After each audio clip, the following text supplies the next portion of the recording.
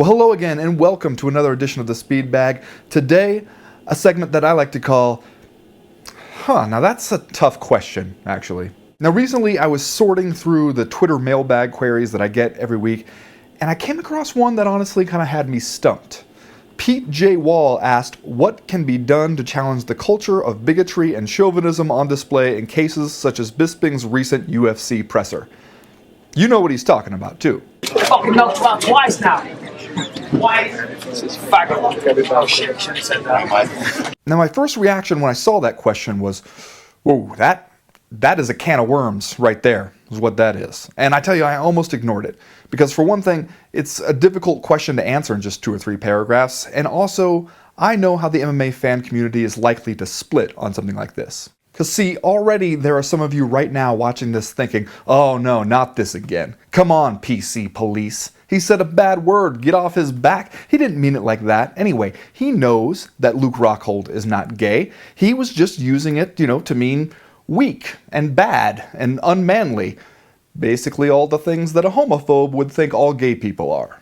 And others of you are going, this is inexcusable, and I don't even care that Bisping immediately realized he was wrong. Besides, he didn't even realize he was wrong. He just realized that he had messed up because the camera's still on. He didn't know what he did was wrong. He just feared the backlash. Therefore, I should immediately fire up my Twitter and bury him under backlash. And see, this is why I don't know what the answer to the problem is. Because obviously, Bisping should not be using gay slurs, and nobody should, any more than they should be using racial slurs. And as a fun thought experiment, can you imagine if Bisping had used the N-word on Luke Rockhold just then? And then, people tried to explain it away by saying, oh, no, he didn't mean it like that. He knows Luke Rockhold isn't black. He just meant it to mean everything bad. Somehow, I don't think that explanation would just quiet everybody down.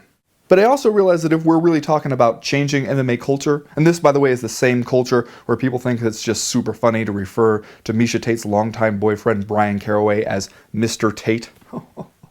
The height of wit.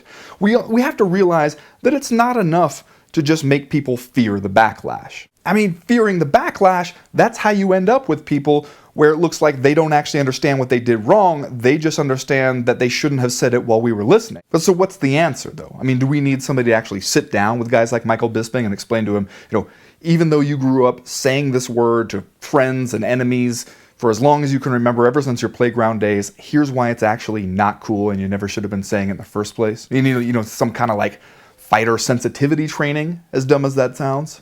Actually, now that I say it out loud, it doesn't sound like a terrible idea. But surely somebody's already done that, right? Surely the first time Michael Bisping used, just his casual homophobia, somebody sat down and explained to him exactly why it's wrong, rather than just saying, bad word, don't say it, people get mad. Right? Somebody did that? I guess my point is, if we want to change the culture, we have to change the culture.